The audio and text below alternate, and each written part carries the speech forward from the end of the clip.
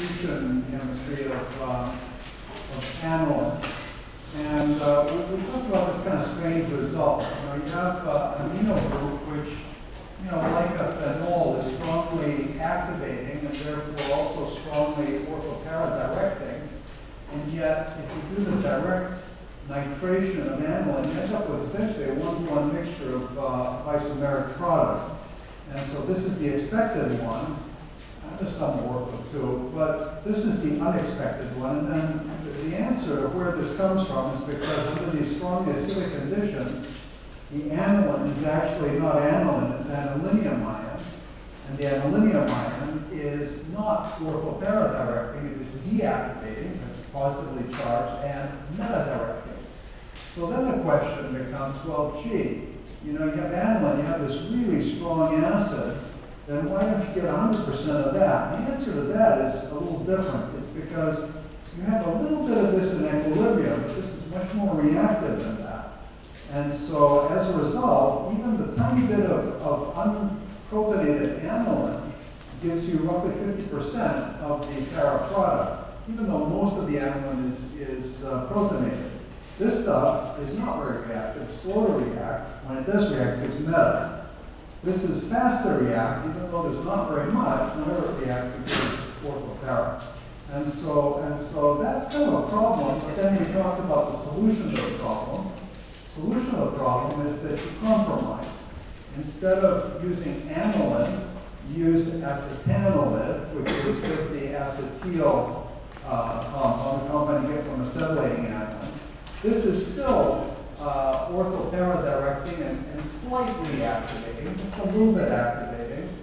And so here you still get the para-nitro in a bit slower reaction than you would have from the aniline itself. And then you just cleave off the amide by base catalyzed hydrolysis to get the para compound.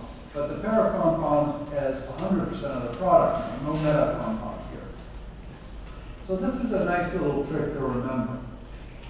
Then the final thing we talked about on Monday was diazotization, reactions of diazonium ions. The fact that oxidation chemistry of nitrogen is a lot richer, more varied than for oxygen. This is true both for amines, regular amines, and also anions. Now let's remind ourselves a little bit of what goes on with phenol. So if I take this phenol itself, and I treat this with an oxidant, just about any oxidant I can think of will eventually oxidize this. So let's just put in a bracket an oxygen, that just means oxidant, generic oxidant. Then typically what you get out of this is the paraquinone. So this is how phenol is oxidized. Occasionally, if this position is substituted, then the oxidation will give you an orthoquinone. Remember that these orthoquinones, if I have an R group here, if I oxidize this now under the same conditions or different, then I end up with an orthoquinone. The orthoquinone, recall, is quite reactive. So these species sometimes react with themselves and deal with all the reactions, or they undergo microadditions or whatever. Whereas the paraquinones are really a lot more stable and easy to isolate. Now, this is the oxidation chemistry that we have with a phenol.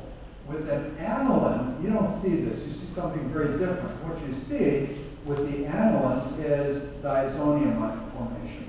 And so under the conditions that we're going to talk about. So let's take a look and see how that works. The difference, by the way, the difference being that when you oxidize the phenol, the oxidation takes place on the ring. So either here or there. With the aniline, the oxidation takes place on the nitrogen atom. So let's take a look and see, and also with the amines. So this is the reaction. You start out with an amine or an aniline, and you treat this with sodium NaNO2, sodium nitrite, okay, and HCl, and you end up with this species here. We'll talk about the mechanism. This is called a diazonium salt because it's an ionic species, positive nitrogen, negative chloride. Now, these aliphatic diazonium salts, you never isolate these. These things, as soon as they're formed, they fall apart. They do chemistry.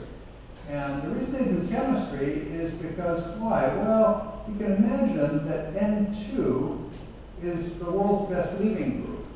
And so now I have a secondary carbon atom that's substituted by an amazing leaving group. And so this is going to ionize. It's going to give me a cation there, or it's going to undergo elimination. But typically, the diazonium salt, the aliphatic diazonium salt, just gives you a whole variety of products derived from SN1, SN2, E2, and whatnot. So it just is very reactive. Not so reactive are the aromatic diazonium salts. So phenyldiazonium chloride is isolable. You can isolate this, but carefully.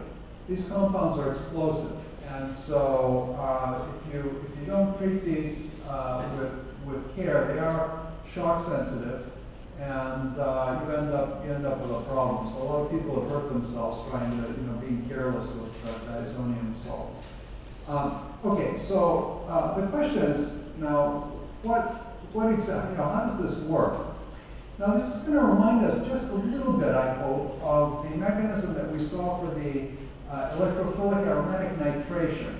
So let's try to go back to electrophilic aromatic nitration just a minute and try to remember what happens. We just talked about electrophilic nitration of aniline, right?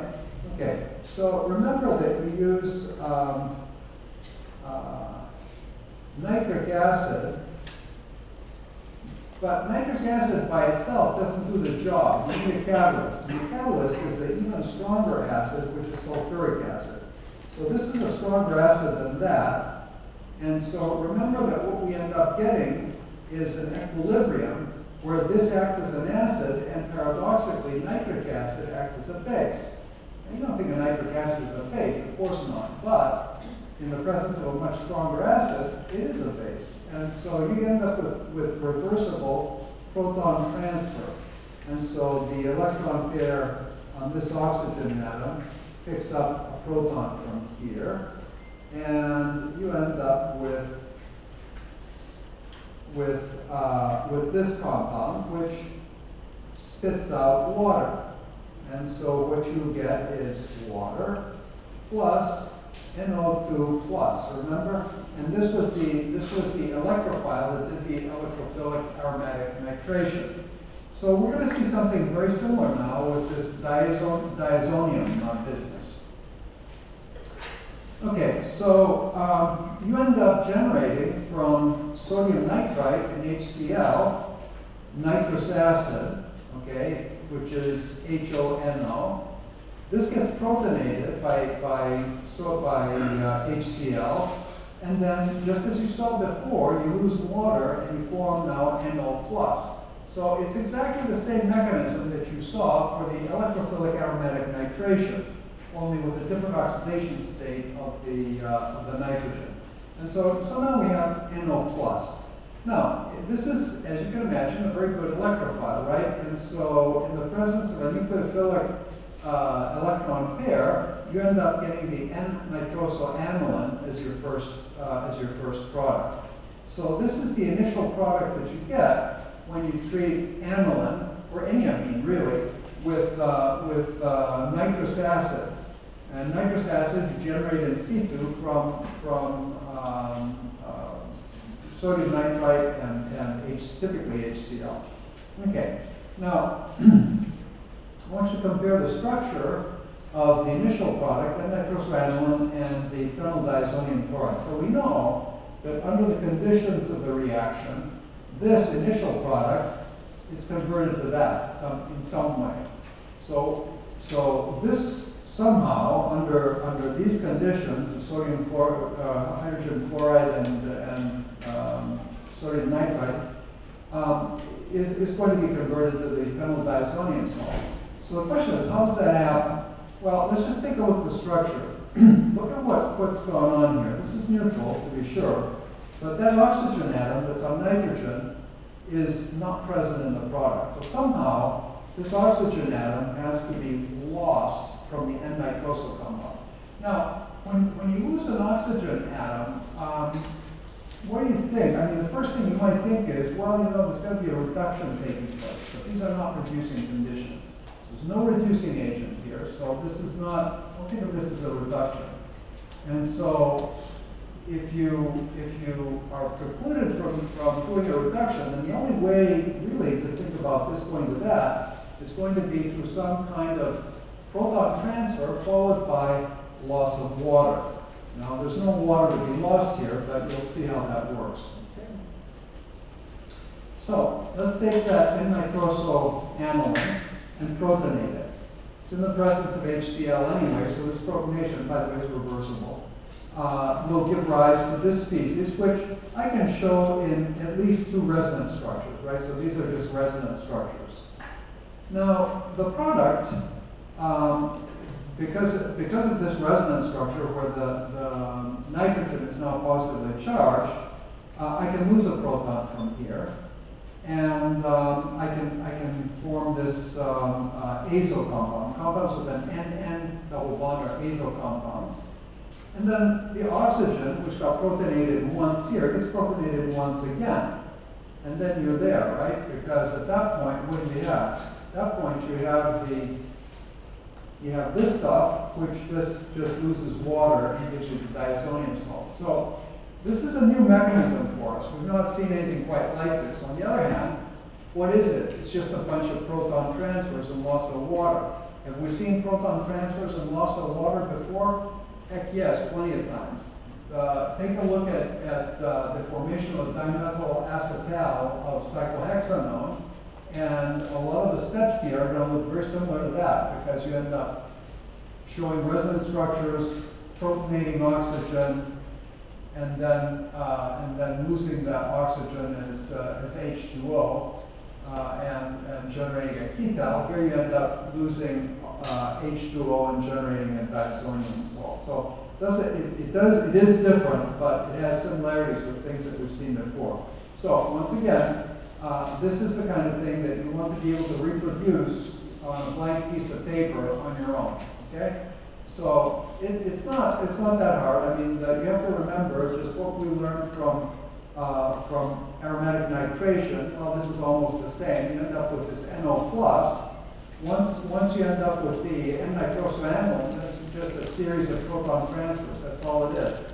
And so, you know, you end up transferring a proton, then losing a proton, transferring a proton, and then losing water. Now, this also tells you, you know, what would happen. The reason that the aryl diazonium salts are stable is because even if the nitrogen is the world's best leaving group, loss of N2 from that aryl diazonium salt is going to give us an aryl cation. So an aryl cation is unstable. Why is this an unstable species? Well, this is going to be an unstable species because the positive charge is now on an electronegative sp2 hybridized carbon atom. And so this is and remember that this positive charge is not delocalized into the aromatic ring.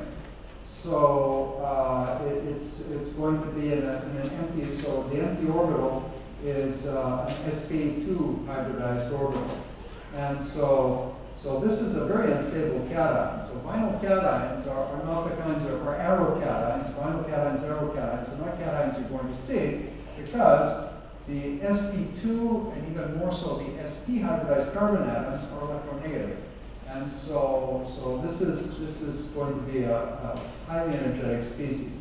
You don't get this very easily. Okay, now the alkyl diazoniums don't have that problem, and so that's why they react instantly, and the reaction of the alkyl diazonium species is detectable by bubbling off of nitrogen gas. I mention that because this comes up in one of the problems. So if you have an alkylamine, you diazotize it, what you're going to see is bubbling of nitrogen because why? Because once you form the diazonium species, it's going to lose N2. The cation is going to do a bunch of stuff. I mean, it'll do anything the cation does. but the important thing for you is to recognize that loss of N2 is diagnostic. Now, in spite of that, aliphatic diazonium salts can still be of some use, so bear that in mind. Aryl diazonium salts, on the other hand, are very useful, and they're useful for aromatic substitution chemistry. So now we're back to, I started saying electrophilic aromatic substitution, but actually these reactions are not, they don't proceed by an electrophilic mechanism. Mechanisms are not well described for the reactions we're going to talk about involving aryl diazonium salts. However, it's pretty clear that they involve radicals, okay? So we're not going to talk about the mechanisms, which are fairly complicated. So the question is, what are these things good for? Well, it turns out they're good for making the kinds of substituted aromatic rings that we weren't able to make using the methods that we discussed way back when. So this diazonium chemistry gives you some flexibility for substitutions that you just don't have using the conventional techniques. So let's take a look at that. So we're going to start out with this methyl aniline, and we're going to diazotize it. How does this work? Well, you get nitrous acid. The nitrous acid gets protonated. You get NO+. NO+ gets trapped by the aniline, proton transfers, and so on. Eventually, you end up with this diazonium salt. Now, if you treat this with cuprous chloride, you end up with a very good yield of the aryl chloride. Okay. Now you can say that, well, okay, so what's the big deal? Because we know how to make aryl chlorides. We just do electrophilic aromatic chlorination. You're right. But what we don't do is electrophilic aromatic cyanation. And so this reaction represents something we can't do any other way, right? And so this process is now a new one. These reactions, by the way, are called Sandmeyer reactions. You don't have to remember that, but they do have a name. You can also use the Sandmeyer reaction to form the aryl bromide. Now here again, you can say that, well, what's the use of this? Well, the use is this: that if I start out just with methoxybenzene, and I do an electrophilic aromatic bromination, I'm going to get a lot of para substitution. Maybe I'll get some ortho too, but para is probably going to be the major product. The nice thing about the Sandmeyer reaction is that the location of that aniline tells you exactly where you're going to find the bromine. So you're not going to find bromine at this carbon or that carbon, only at the one that got converted to the diazonium species. And so even though electrophilic aromatic bromination is something we've seen and understood way back then, this gives you an added flexibility because there's no issue of regiochemistry. There's only one isomer you're going to form, the isomer shown, which is bromine exactly where the nitrogen used to be. Okay? Now these reactions that I said, they're not electrophilic aromatic substitution. These probably proceed by means of radicals. Or unpaired electron species, so they may be radical ions too, but they're certainly radicals. And then finally, a reaction here that again, we were not able to do electrophilically. Remember that electrophilic aromatic chlorination works, electrophilic aromatic bromination works, electrophilic aromatic iodination does not. But this allows you to do it. Electrophilic aromatic iodination of benzene using I2 is what I mean.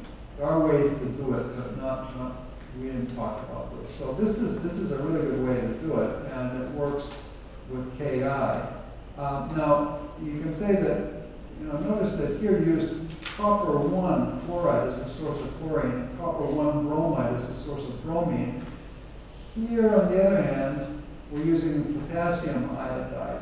And it turns out potassium bromide, potassium chloride don't work for this reaction. Now there's a reason for that. I don't want to go into it, but just know that there's some difference between iodide, which forms radicals quite easily, and bromide and chloride, which form radicals a little more difficult. One other thing I'd like to draw your attention to is the fact that in this reaction, notice that the diazonium salt was made using not HCl, but HBr. Why do you suppose that is?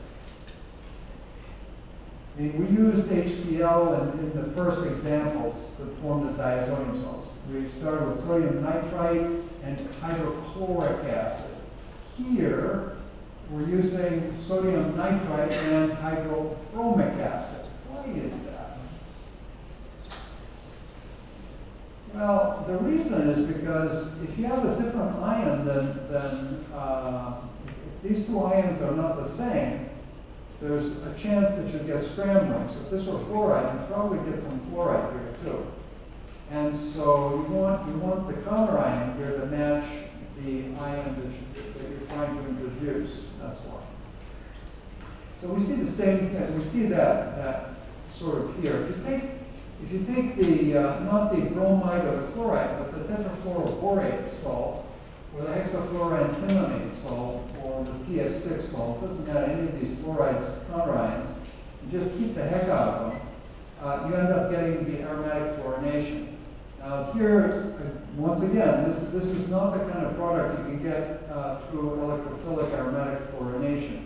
So this is a very good way to get arofluorides.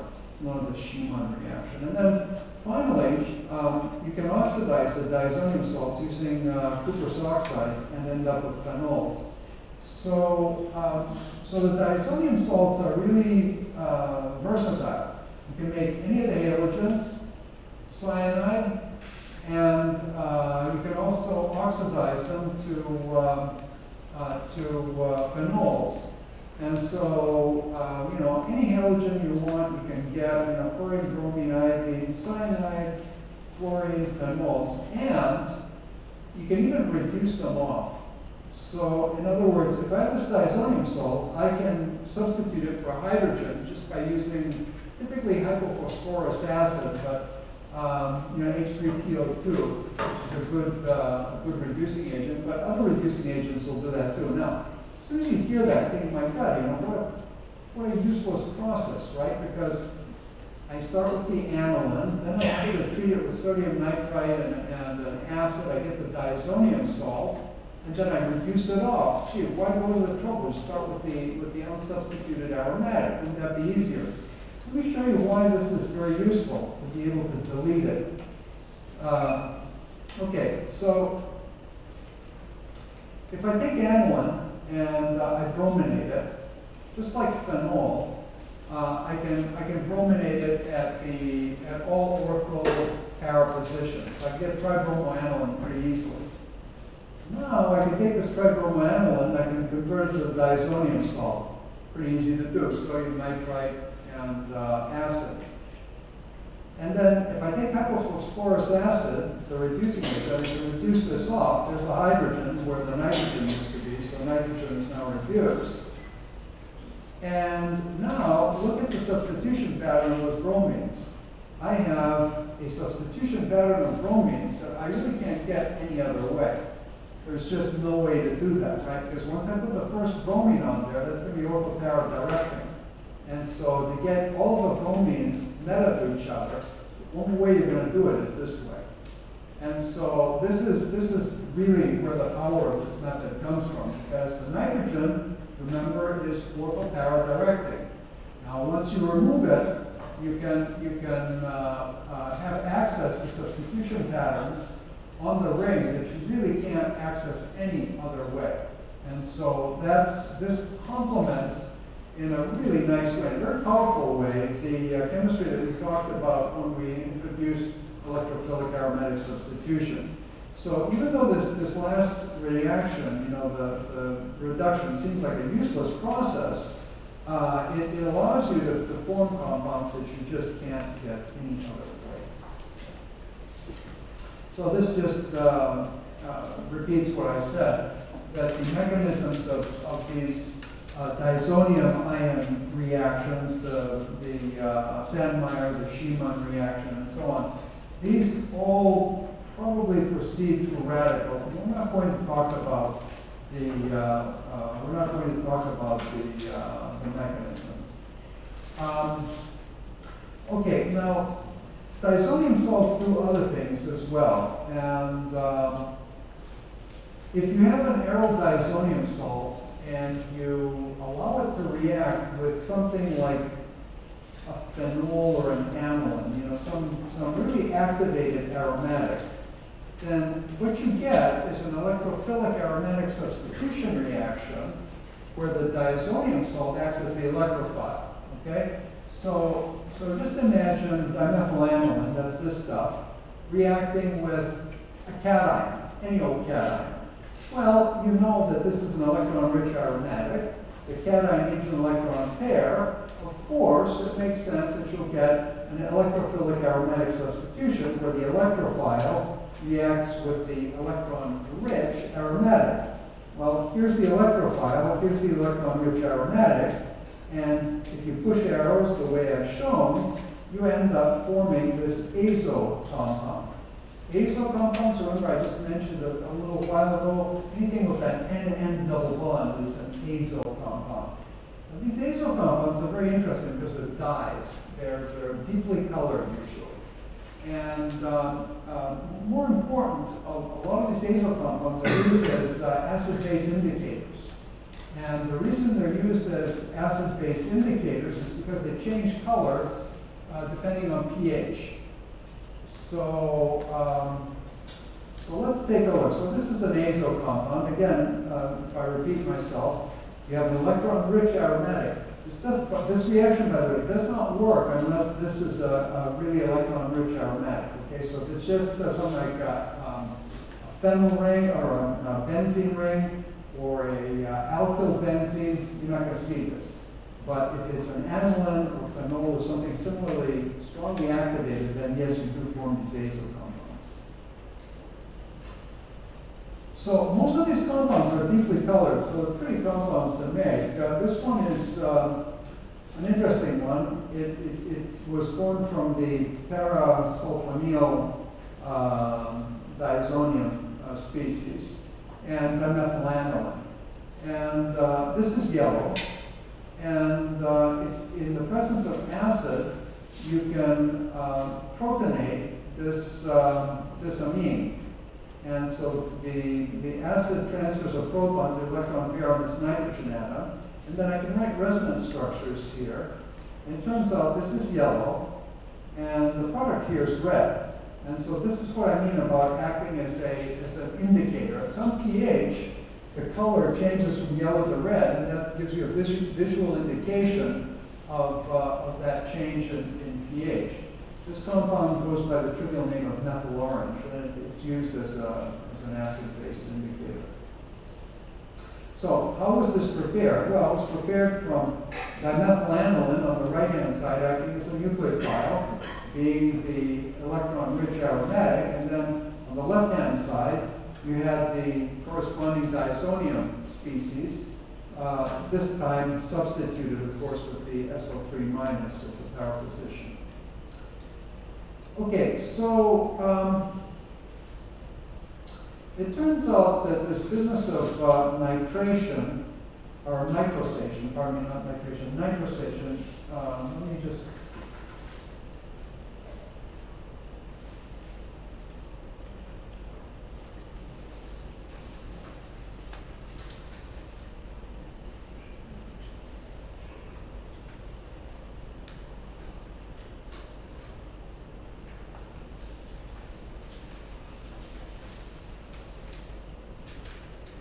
okay, this is the reaction that we learned way back when. This is nitration.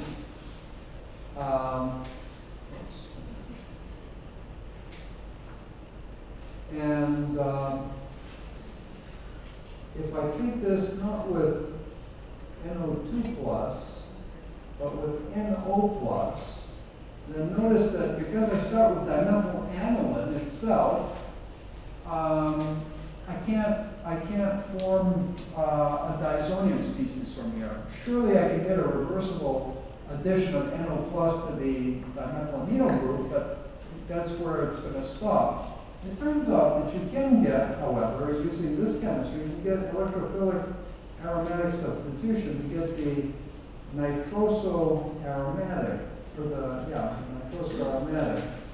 So this kind of chemistry also works, and this is nitrosation. So don't confuse nitration with nitrosation. Here it's just the NO, here's the NO2. Okay? Now, nitrosation is an important process because of your breakfast. So what do I mean by that? Well, maybe you guys eat healthy breakfast, so I don't know. Well, what's the kind of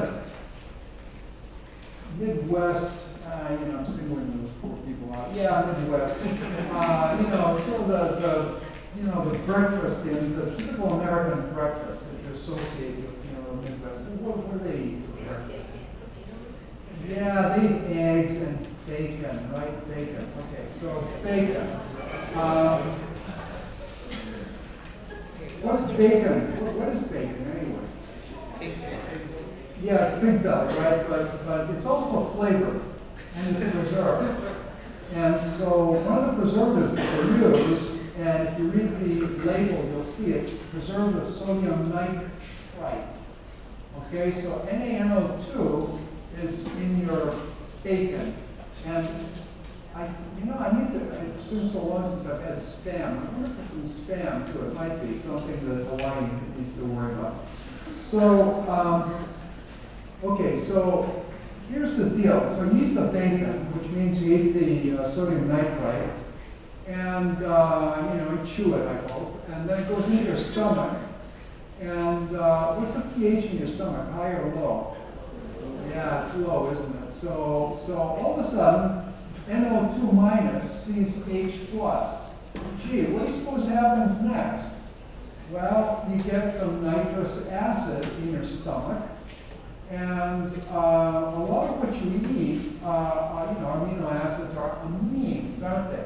So now we have amines in our stomach, and we have nitrous acid. What do you suppose happens next? You end up with N-nitrosoamines in your stomach. And these compounds actually are, especially if they're secondary, they stick around. So this cannot, this doesn't form a diazonium species. So secondary amine in your stomach, this is not part of your diet, but you can see what I'm getting at. You end up with a stable nitrosamine. Now, these nitrosamines, this one in particular, but many others, are all very powerful mutagens, so mutagenic and they're carcinogenic. So, in fact, if you want to induce a GI tract cancer in an experimental animal, a mouse, feeding it nitrosamines will do it every time. And so these are compounds that you really don't want in your diet. And so that's why I said it had a connection to some people's breakfast. The thought that, I know it's not a happy thought, but of course what you have to remember is that the physiological effect is tied very closely to the dose. Okay, so in small amounts, probably you're not running a big risk. Large amounts, you're doing yourself some damage. This is the reaction that I talked about with the nitrosation, right? So this is the nitrosation of an aromatic ring. So if I have an amine here that cannot undergo diazonium ion chemistry because it's substituted with methyls, not hydrogens or methyls, then when you form that NO+, which is a very good electrophile, that NO+ will see an electron-rich aromatic ring. Why electron-rich? Well, because you have a dimethylamino group there. Then you just get your run-of-the-mill electrophilic aromatic substitution. It's a para-directory. You get a para-nitroso compound. Okay? So you can nitrosate on carbon here, if it's an aromatic ring, or on nitrogen also. Okay, so that was diazonium chemistry. Diazonium chemistry, as I said, it's very useful because it really rounds out what we said about electrophilic aromatic substitution. Now that you know about diazonium chemistry, there's hardly a substitution pattern on a benzene ring that you can't access.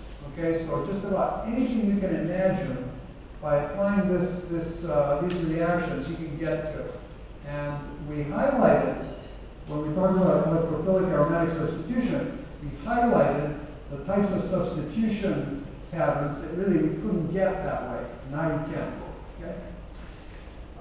Okay, so let's talk a little bit also about synthesis of amines. I said we'd come back to this, right? We talked about what? We talked about reductive aminations, right? And we said, you know, reductive aminations are a good way to make amines. And I said that, well, you know, alkylation, direct alkylation of amines, kind of no good, because once the amine alkylates, remember that the amine has a lone pair that can act as a nucleophile, so it can alkylate, also can act as a base, so it can pull a proton from an ammonium species. Remember, if you start with a monoalkylamine and you treat it with iodomethane, then because of this dual character of the amine, nucleophile and base, you end up with a horrible mixture of mono-di-trialkyl compounds. And I said, well, there is a way to get monoalkylamines, so here it is. And so this is known as the Gabriel synthesis. You don't need to remember these names.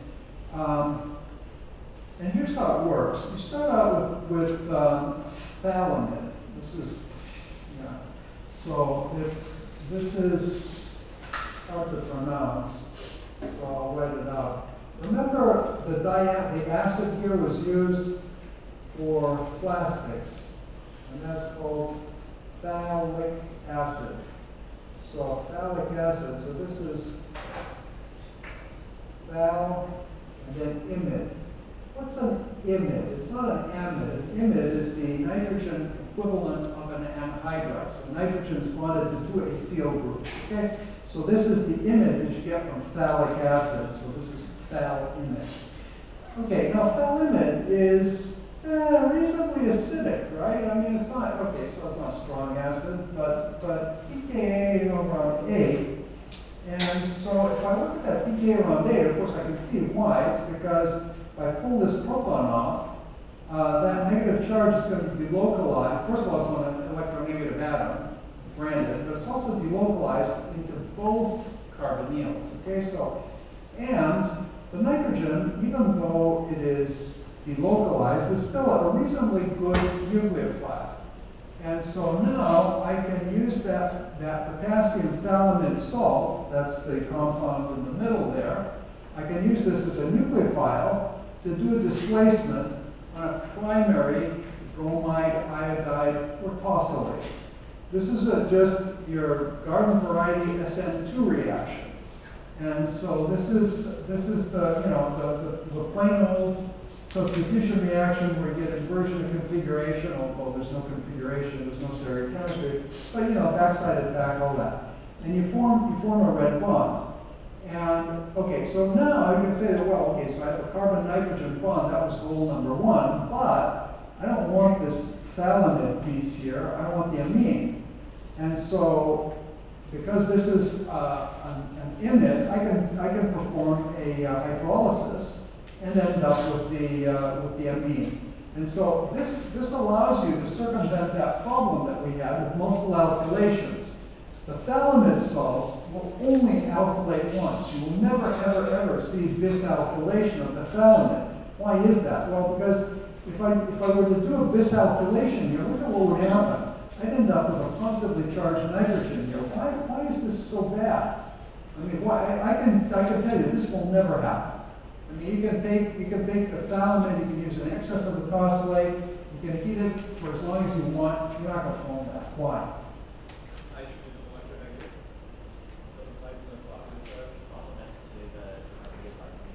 Yeah, these carbons are part of, yeah, exactly. These two carbon atoms have a delta plus. So now I have a positively charged nitrogen next to a positively charged carbon. No good. So forming this is going to be miserable. You won't be able to do it. Okay, so turns out, so this is useful. I mean, this is very useful chemistry because it always stops at the monoclation. Is it limited? Yes, it is limited because why? It has the same limitations as an SN2. You're not going to get a tertiary group there. And with secondary groups, particularly if they're hindered, you're going to start to see elimination as well. But for primary, it works really well. Okay, now, the hydrolysis here takes place under fairly, I don't want to say brutal conditions, but, you know, it's strong acid, and you think, well, you know, what if I had something, okay, so butyl, there's nothing to react, but what if I had, you know, I had some kind of a acid-sensitive functional group on the tail there. Now I'm treating it with HBr and acetic acid, I'm going to just destroy that. I don't want to do that. So another way, the question boils down to this. Is there another way to go from here to there without using acid? Yeah, and the answer to that is there sure is. And the way you do that is you treat it with hydrazine. And this is known not as a hydrolysis, but as a hydrazinolysis. So you can convert the phthalimid to the compound that you kind of imagine. So if I start out with a phthalimid, what's it going to look like? It's going to look like this, isn't it?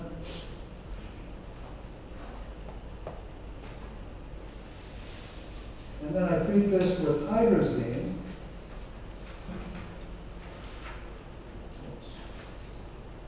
And what I will end up with is the amine on the one hand, and not as the hydrobromide salt, because this is done under neutral conditions. And then what's left from the reagent is going to be this kind of an amide. Okay, so this is a special kind of an amide. It's an amide because I have this substructure, but it also has that nitrogen-nitrogen bond. So this reaction takes place under neutral conditions, don't need strong acid, and why is that? I mean, why is this? So why is it that the hydrazinolysis is faster and easier than cleavage by acid? What is it about this particular kind of reaction that makes it pretty fast, actually? There are two reasons. One that you don't know, and so let's take a look at that. So think of hydrogen, nitrogen. Think of peroxide, where you have oxygen, or even something like hydroxylamine. These are all nucleophiles, and nucleophiles where you have two heteroatoms, typically, you know, nitrogen, oxygen, NO. Whoops. These kinds of nucleophiles are extremely reactive, and they're more reactive than ammonia or water. And this is something that goes by the term alpha effect. So if you have a alpha, so if I'm looking at this as a nucleophile, if I have an alpha heteroatom, then that amplifies the nucleophilicity. So these are good nucleophiles. So that's one reason. More nucleophilic than ammonia. Second reason is that once you do the first addition, the second addition is intramolecular. And so you have an entropy advantage here too. And so for those two reasons, the hydrazinolysis reaction takes place under much milder conditions than the corresponding reaction, say, with ammonia. And so it's a very useful process for cleaving off these phthalamides. So to recap, the Gabriel synthesis, you know, this business here, is a really good way of making primary amines without any kind of complication of forming, you know, 2 alkyls, 3 alkyls, ammonium solvrandium. You only get one product. So now we know how to make all kinds of amines.